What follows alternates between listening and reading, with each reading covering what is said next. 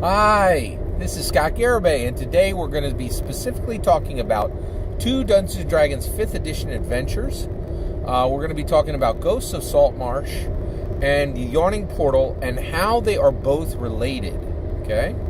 Alright, so the reason why we're going to talk about these two games today is I have recently done an analysis of 5 years of 5th edition. So on August 19th, 2019, that was the 5-year anniversary of 5th edition. So 5th edition's been out for 5 years. 5 years since the PHB hardcover came out, and it's a huge occurrence, right? And so I've just been looking at the structure of all the print products, and there are 11 adventures, and I'm going to be looking at each one at these adventures in small groups to see how they relate and where they share special attributes. So let's talk about Ghosts of Saltmarsh and Yawning Portal. So Ghosts of Saltmarsh is the most recent and actually came out in May of 2019. And Yawning Portal came out in April of 2017. So these books were more than 2 years apart, but they share two similar attributes. Attribute number one, both of these Dungeons & Dragons 5th edition adventures that were printed within the first 5 years of Dungeons & Dragons 5th edition, they are both set in Greyhawk. Okay, so they both the source material for them, the references for them. If you take the collection of references and you try to determine those, the settings, they really are set in Greyhawk. Right now, Dungeons & Dragons 5th edition comes from this multiverse perspective. And they're really trying to set everything in the multiverse. Dungeons & Dragons 5th edition has a really unusual relationship with setting, more unusual than any other edition of Dungeons & Dragons.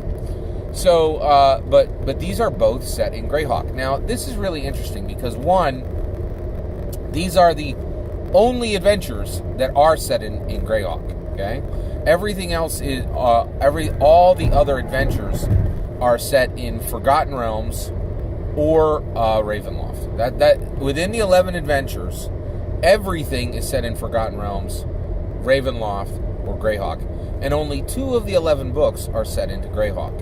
Now, one of the things that you realize is it seems like Greyhawk is getting short shrift here. That's not the case at all, right? Greyhawk got 2 books, Ravenloft got 1, and Forgotten Realms got 8 books, right? So that really shows you something. And then, things like Oriental Adventure, or Rokugan, or Dark Sun, Spelljammer, many of those other settings got no love. They just didn't even show up at all. So what does that mean from the perspective of these specific books, right? So the fact that they're both set in Greyhawk, one, this of course points back to Gary Gygax. Greyhawk was Gary Gygax's setting. I think the reason why Forgotten Realms has surpassed Greyhawk by so many, it's so far ahead. Forgotten Realms is so far ahead of Greyhawk in Dungeons & Dragons lore is, just Gary Gygax had so much to do, right? Whereas Ed Greenwood, really the father of Forgotten Realms, Faerun, really, he had nothing to do but Forgotten Realms, and he just went to town, right? And Forgotten Realms is incredibly deep. It's really a quite luxurious setting. It's the most robust setting of all the Dungeons & Dragons settings, and in many ways, Forgotten Realms is really synonymous with Dungeons & Dragons, whereas Greyhawk is a little off to the side, right? And also, one of the tough things about Forgotten Realms and Greyhawk is they're both so similar to Tolkien that it's very hard for them to distinguish themselves, right? But I think it's really interesting to just recognize that the Yawning Portal and Ghosts of Saltmarsh are both set in Greyhawk, right? And both really, they are birthed out of the Greyhawk setting, right? Now, what is the second shared attribute of these two books? Well, the second shared attribute of these two books is they are anthologies of updated.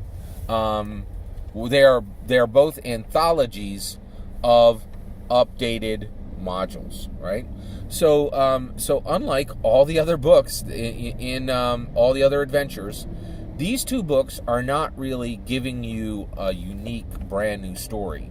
They are actually bringing to you a new, very clean, very unified collection of 5, 6, 7 adventures each, right? So the Yawning Portal collects a whole bunch of Greyhawk adventures, puts them together in the Yawning Portal, and allows the Yawning Portal to be launch points that you can use to go off on these adventures. And the Ghosts of Saltmarsh is you're actually connecting to these water-based adventures, ship adventures that are all again came from old Greyhawk modules, right? Now this is really cool. Like, I love all the original stories that I think it's really cool that Dungeons & Dragons does original stories within their adventure modules. Basically you're getting original content there, right? So why would I be okay with rehashed old adventures, right? Well, one, a rehashed old adventure of Dungeons & Dragons coming to 5th edition is a pretty big deal, and the reason why is you're getting the best of the best, right? They're only choosing the adventures that had really cool hooks and really stood out and stood the test of time and are remembered decades after they were first published, right? So that's really special. That's a really unique way. And then the other issue is this is really quite necessary. The idea that we will go and we will resurrect some of these old modules from earlier editions into new editions. And the reason why is because Dungeons & Dragons has such an incredible amount of really awesome, very useful, very robust adventures that are that have been created specifically for over all of the editions, right? And the issue is that 12-year-old student who graduates into DND, actually is at a Barnes and Nobles or in some way finds out about Dungeons and Dragons, watches Stranger Things, goes to Barnes and Noble, sees something on Pinterest about Dungeons and Dragons and starts running Dungeons and Dragons. The odds that they're ever going to get to a second or a third or a fourth edition adventure is slim to none, right? But this gives the game a legacy now to go and exhume treasures out of its own history. That's pretty incredible. That's really awesome. So I think it's really unique that these books share these two attributes.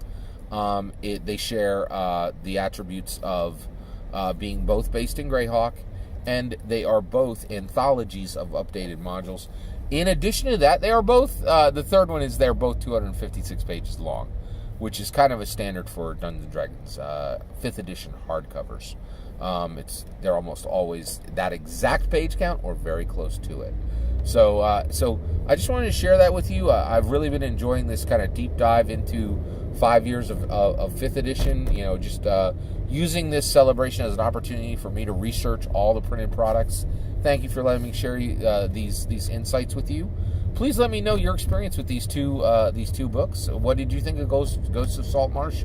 What was your opinion on the Tales of the Yawning Portal? I'd love to hear. Please let me know in the comments below. Please consider liking and subscribing, and have a wonderful millennium.